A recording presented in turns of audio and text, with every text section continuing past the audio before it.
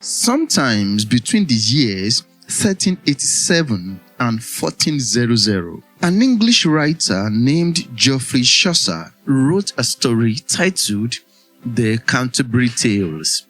In this story, a group of pilgrim travelers agreed to tell stories in order to entertain one another during their journey. Different stories were told by the travelers, and one of them is the tale of the nun's priest, or the nun-priest's tale, which is the poem we are analyzing in this particular video. So guys, welcome to the channel. Thank you for being here. Let's begin the analysis of the poem, starting from the background to the poem. The Nun's Priest's Tale is one of the stories found in the Canterbury Tales by Geoffrey Chaucer. The entire collection is made up of different stories narrated by a group of pilgrims who are traveling to St. Thomas Becket's shrine at Canterbury Cathedral. During their journey, they decide to tell stories to entertain one another and make the trip less boring. The idea of storytelling is introduced by the host of the Tabard Inn, where the pilgrims first gather. He proposes that each pilgrim should tell stories along the way, and the person who tells the best story will be rewarded with a free meal at the end of the journey. Although the reward sounds appealing, the host adds an extreme condition that if the storytelling does not make the journey enjoyable, he should be punished with death. This adds both excitement and seriousness to the storytelling activity. This tale is considered part of Chaucer's greatest literary achievement. The story is presented as a beast fable, meaning that animals behave like human beings, speak, reason, and act with human qualities. It is also described as mock heroic because it imitates and makes fun of the style and seriousness of heroic stories. The tale focuses on the life of Chanticleer, a proud rooster and a clever fox who tricks him. Chanticleer is a rooster. A rooster is a male fowl, a cock. Let's come to the setting of the poem. As far as this poem is concerned, we have two different settings. The first setting is the general setting, the setting of the Canterbury Tales. Inside this Canterbury Tale, do not forget, each of the travelers tells stories. Each of their stories has its own setting. We talk about the setting of the Canterbury Tale, which is the general setting. Then we talk about the setting of the nun's priest's tale, which is the specific setting. The general setting of the entire work, Canterbury Tales, is medieval England, a period when society was strongly divided into classes. People were expected to remain within the class into which they were born. The main classes were the clergy, the nobles, and the common people. These divisions influenced how people lived and interacted with one another. However, the specific setting of this particular tale, that is the nun's priest's tale, is a small farm belonging to a poor widow. Most of the events take place in a barnyard, especially in a hen house, where the main character, Chanticleer, and other hens live. This rural environment reflects a simple and humble way of life. The farm is surrounded by nature, which adds to the calm and natural atmosphere of the story. The setting can be best described as rustic. A rustic setting has to do with rural and village lifestyle. The use of a farm setting is important because it makes the story easy to understand and relate to. Many people in medieval times lived in similar rural conditions, so they would recognize the environment and daily activities described. The simplicity of the setting also supports the use of animals as characters, which makes the tale a traditional fable. Let's go to the summary of the poem. The tale mainly explores the dangers of pride and vanity. It tells the story of Chanticleer, a beautiful rooster who is very proud of his appearance and his voice. Because of his pride, he becomes careless and falls into the trap of a cunning fox. At the beginning of the story, a poor widow is introduced. She lives a simple life with her 2 daughters and depends on her small farm for survival. Among her animals is Chanticleer, who stands out because of his beauty and his strong musical crowing. He has 7 hens as wives. Of the 7 hens, his favorite is Pertelot. One night, Chanticleer has a frightening dream in which he sees a dangerous creature trying to kill him. He becomes very disturbed and shares his fear with Pertelot. However, Pertelot, she dismisses Chanticleer's fear and tells him that dreams are meaningless and they have no effects or consequences. She even called him a coward for being frightened by a mere dream. Chanticleer disagrees and argues that dreams can be warning of future events. He supports his argument with several stories. Despite his fear, Chanticleer eventually forgets the dream. The following day, a fox enters the farm and approaches him. The fox pretends to be friendly and praises Chanticleer's singing. Flattered by the compliments, Chanticleer closes his eyes and begins to sing. At that moment, the fox attacks him, carries him in its mouth, and runs away with him. As the fox escapes, the widow, her daughters, and other animals chase after him. Chanticleer manages to think quickly and tricks the fox into opening his mouth. He tells the fox to shout in order to scare the chasers away. Once the fox opens his mouth to speak, Chanticleer escapes and flies into a high tree. The fox tries again to deceive him, but Chanticleer refuses to come down. The story ends with a moral lesson that people should not trust flatterers. So that is the summary of the poem. Let's go to the line-by-line analysis of the poem. Lines 1 to 29. The story begins with a description of a poor widow who lives in a small cottage. She leads a simple and humble life, managing to survive with very little. She has 2 daughters, and together they depend on a small farm for their livelihood. The narrator emphasizes her modest lifestyle by describing her simple meal, which consists of basic food such as bread, milk, and occasionally meat or eggs. Luxury items like wine are completely absent from her life. Despite her poverty, the widow is content and patient. Her farm animals are her main source of support. Among these animals is a rooster named Chanticleer, who becomes the central character of the story. In lines 30 to 48, these lines focus on the description of Chanticleer. He is presented as an exceptional rooster, especially known for his crowing ability. His voice is described as more beautiful than the sound of a church organ. He is also very punctual, crowing at the right times of the day, more accurately than a clock. In addition to his voice, his physical appearance is carefully described. His comb is bright red, his feathers shine like gold, and his body is well formed. He is admired not only for his abilities but also for his beauty. He lives with 7 hens, all of whom are considered his wives.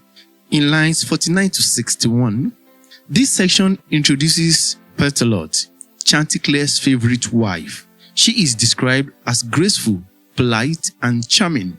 Her behavior is refined, and she carries herself with dignity. She has been close to Chanticleer from a very early age, and their relationship is strong. They often sing together, which highlights their harmony and affection for each other.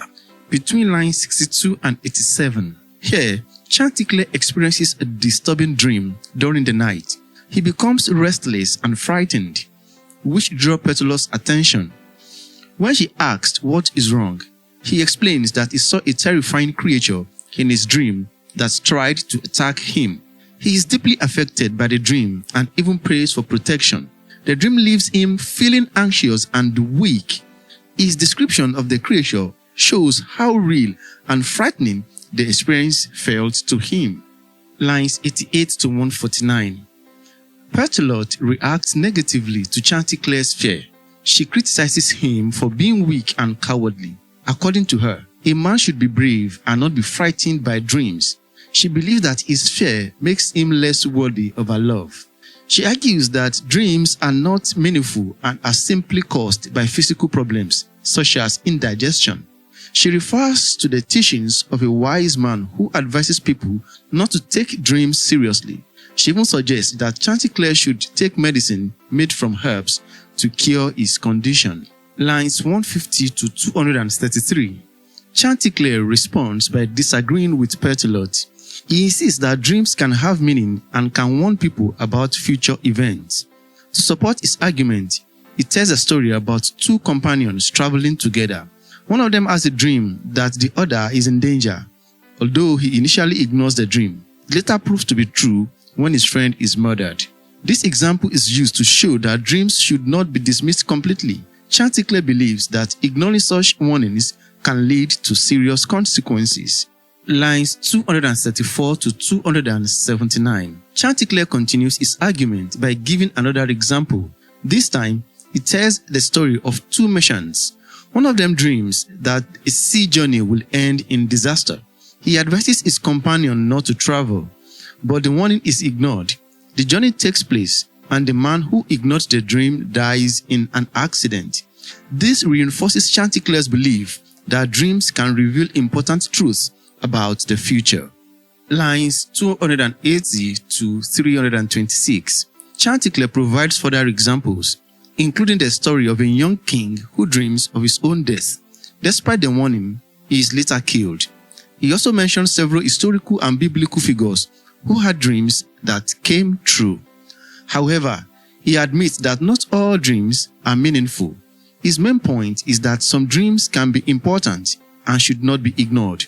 After making his argument, he refuses to take the medicine suggested by Berthelot. Lines 327 to 356. After a serious discussion, Chanticleer changes the mood by becoming playful and affectionate. He praises Berthelot's beauty and expresses his love for her. His fear from the dream disappears, and he becomes relaxed. He leaves his resting place and joins the ants on the ground. He behaves cheerfully and shares food with them. This shows that he has completely forgotten his earlier fear. Lines 357 to 449. The following day, Chanticleer enjoys the beauty of nature with his ants. The environment is peaceful, with bright sunlight and singing birds. However, danger is nearby, as a fox has been hiding in the area. While Chanticleer is enjoying himself, he suddenly notices the fox. His joy turns into fear, but it is too late for him to escape immediately. Lines 450 to 493. The fox speaks to Chanticleer in a friendly manner to calm him down. He praises Chanticleer's voice and compares it to that of an angel. He also praises his parents, especially his father. The fox encourages Chanticleer to sing. His words are full of flattery, which gradually removes Chanticleer's fear. Lines 494 to 510. Chanticleer becomes proud and forgets the danger. He closes his eyes and stretches his neck as he prepares to sing. At that moment, the fox quickly attacks him and grabs him. The fox carries him away into the forest, taking advantage of his foolishness. Lines 511 to 528. The narrator reflects on the role of fate in the event. It seems that Chanticleer's actions were influenced by destiny. The narrator also questions why divine forces did not intervene to save him. This section shows a sense of helplessness and suggests that some events may be unavoidable. Lines 529 to 577. Chanticleer's wives discovered what has happened and begin to cry loudly. Their cries are compared to the mourning scene in great historical disasters. The noise and confusion show the seriousness of the situation. The widow and her daughters hear the noise and rush outside. When they see the fox carrying Chanticleer, they begin to chase him. Other animals join in. This creates a loud and chaotic scene. The chase is intense and filled with shouting and movement. Lines 578 to 623. During the chase, Chanticleer cleverly advises the fox to speak to the pursuers. When the fox opens his mouth to do so, Chanticleer escapes by flying into a tree. The fox tries to trick him again by pretending to be harmless, but Chanticleer refuses to calm down. He has learned from his mistake. The story ends with a clear moral lesson. The narrator explains that the tale teaches people not to trust those who use flattery. Even though the story involves animals, its message is meant to guide human behavior. The narrator concludes by encouraging people to learn from the story and live good lives. Let's move to the themes of the poem. Number 1, we have flattery. The theme of flattery.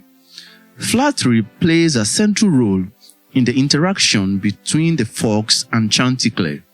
When the fox approaches the cock, he does not attack immediately.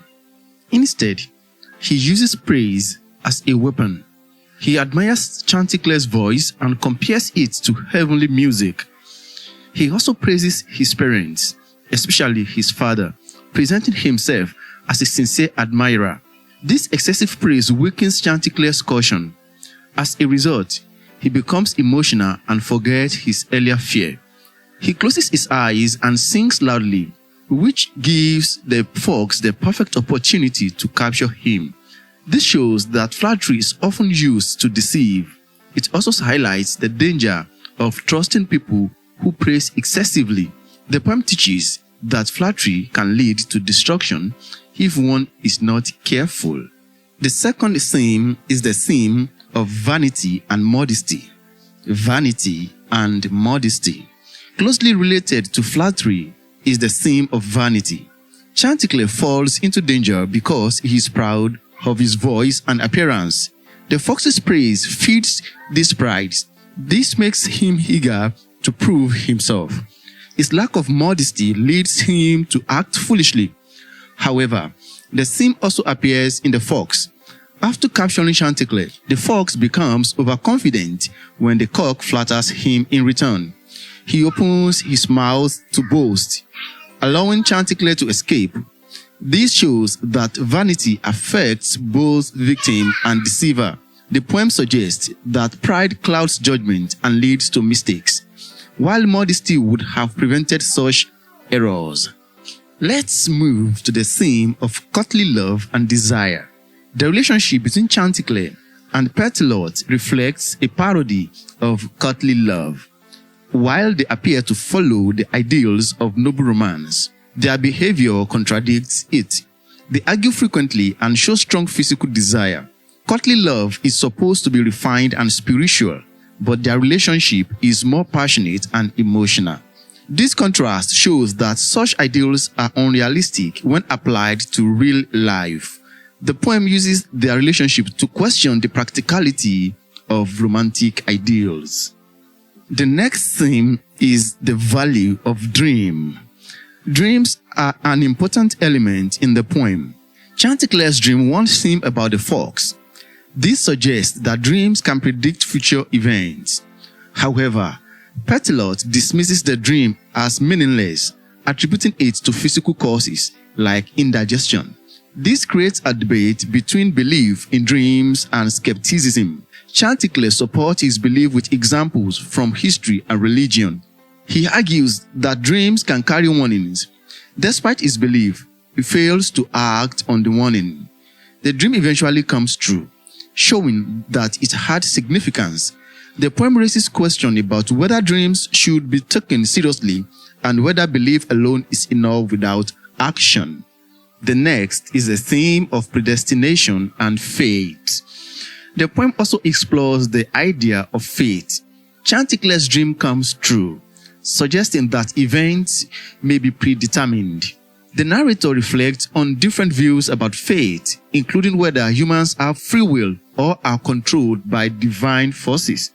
Chanticleer's action raises this question further. Even though he is aware of the danger, he still falls into it.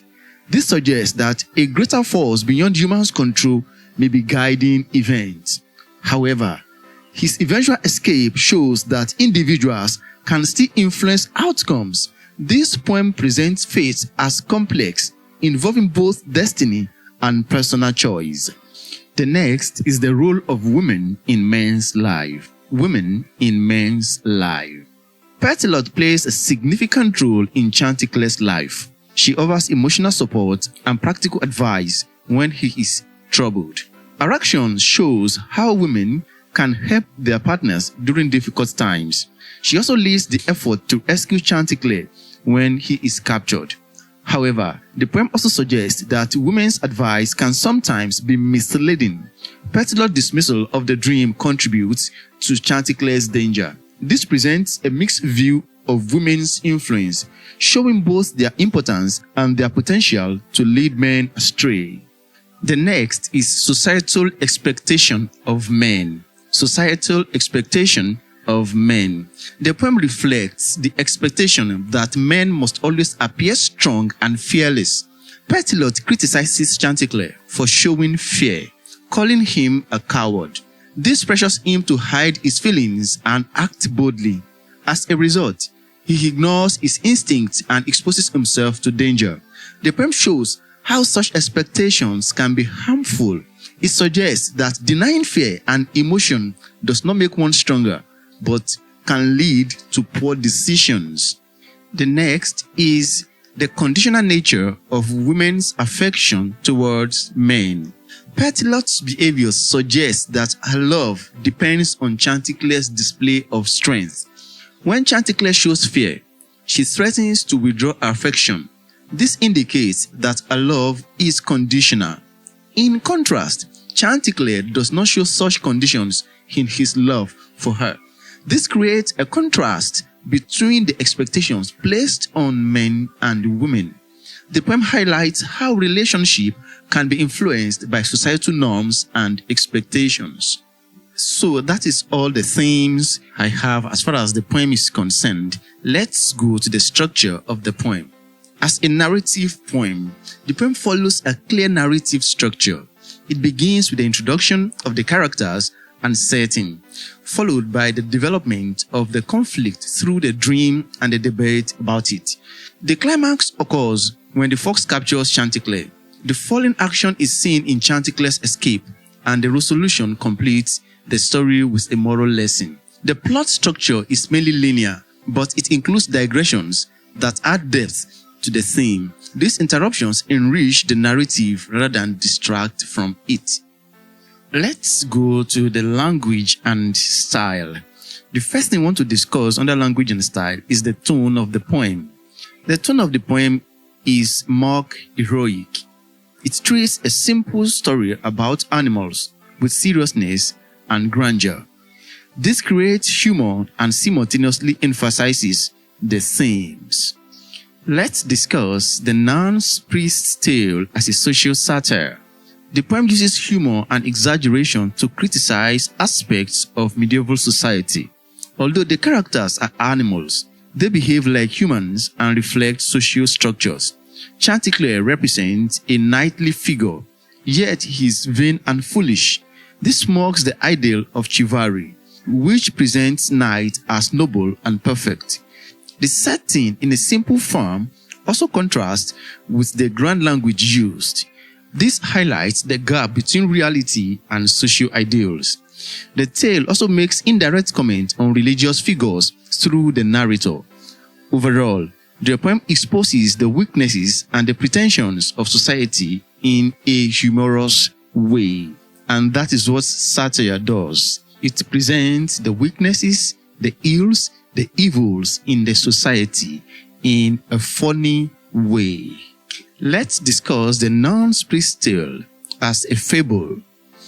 The poem is a fable because it uses animals with human qualities to teach a moral lesson.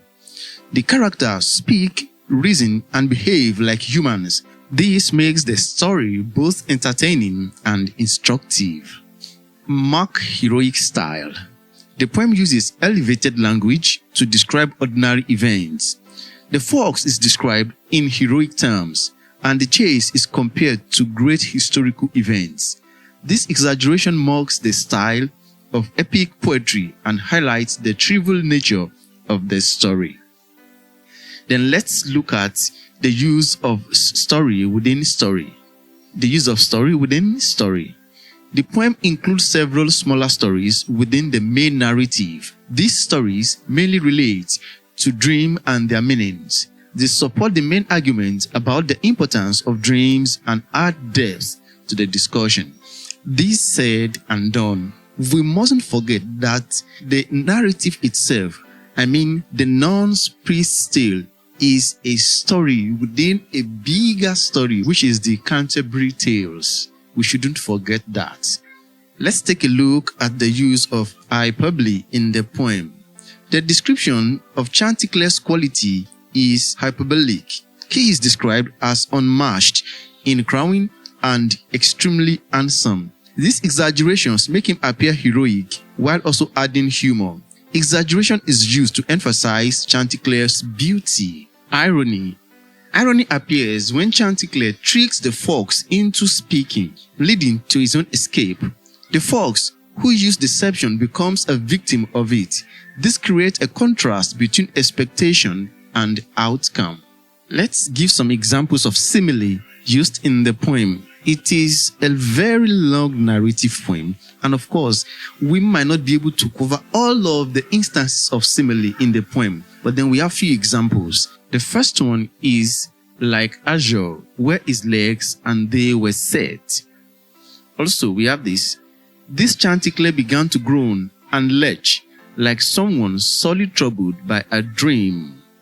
Tall and battlemented like a castle wall. Yelled like fiends in hell. All these are examples of simile. Then let's talk about enjambment. Enjambment is used in poetry as a situation whereby a sentence does not finish within a line of poetry. The sentence runs into the following line without a pause. And we have many instances of that in the poem. It is a long narrative poem. Of course, enjambment is normal. Then let's move to metaphor. Metaphor is the comparison of two different things without the use of like or as. Examples of metaphor in the poem include: his voice was jollier than the organ blowing. That is when the narrator compares Chanticleer's voice with a church organ. His voice was jollier than the organ blowing. His comb was redder than fine coral. His comb was redder than fine coral. All these metaphorical expressions show how the narrator exaggerates Chanticleer's beauty. They are elements of exaggerations. Next, let's talk about the use of dialogue. Dialogue is used extensively, especially between Chanticleer and Pertilot. It allows characters to express their views directly and makes the narrative more engaging. Let's talk about the use of rhyme. The use of rhyme. The poem is written in rhyming couplets. Each pair of lines ends with a similar sound. Let's see this example here. This Chanticleer stood upon his toes. He stretched his neck. His eyes began to close. Look at toes and close. Then the next two lines, his beak to open with his eyes shut tight. He then began to sing with all his might. Look at tight and might. These are examples of rhyming couplets. This is another stanza. Let's check it out. Sir Russell Fox leapt into the attack. Grabbing his gouge, he flung him over his back, and off he bore him to the woods, the brute. And for the moment, there was no pursuit. Now we can see attack and back, brute and pursuit. These are examples of rhyming couplets. Another device in the poem that is worthy of mentioning is apostrophe. Apostrophe is a device in which someone who is dead, someone who is absent, or something that cannot hear the speaker is addressed as if the person or the thing could hear the speaker. Now let's see this. O blessed God, that are so just and true. Here, the speaker addresses God as if God is present. O false assassin, lurking in thy den. That also addresses, I think that is the fox. Then, O new Iscariot, new Ganelon. O Chanticleer, accost, be that morrow. All of these are examples of apostrophe. Then let's move to foreshadowing. Foreshadowing is a device that mostly occurs in drama, in which events that will happen in the future is revealed at the moment, is revealed at the present. Now, this is an example of foreshadowing. Chanticleer's dream serves as a warning of future events. It prepares the reader for the fox attack and creates suspense. So Chanticleer's dream is a good example of foreshadowing. The next device we are going to talk about is allusion. Allusion is a reference or hint to something that is believed to be known. It could be biblical allusion, historical allusion, even literary allusion. Now let's see an example of allusion in the poem. We talk about biblical allusion. There is allusion to Judas Iscariot. O new Iscariot, new Galilean. This is an allusion to Judas Iscariot. The fox is compared to Judas Iscariot in the Bible, the disciple who betrayed Jesus Christ. This highlights the fox's deceitful nature. Then there is an allusion to Adam and Eve. A woman's counsel brought us first to woe. That is in the Garden of Eden. A woman's counsel brought us first to woe and made Adam from paradise to go. That is, this refers to the biblical story in Genesis, where Eve persuades Adam to eat the forbidden fruit, leading to the expulsion from Eden. Chanticleer made these allusions when Petilot persuades him not to take the dream seriously. There is also an allusion to St. Paul. For St. Paul said that all that is written for our doctrine and our learning. This is an allusion to St. Paul. There is also an allusion to dreams. Dreams in the Bible. That is Joseph, Pharaoh, and Daniel. Joseph interpreting dreams. Pharaoh's dream in Egypt. Daniel's wisdom in interpreting visions. All of these are allusions to these biblical characters. Then we have this one. Lo, in the life of Joseph and Pharaoh king. All of these are biblical allusions. Let's talk about alliteration.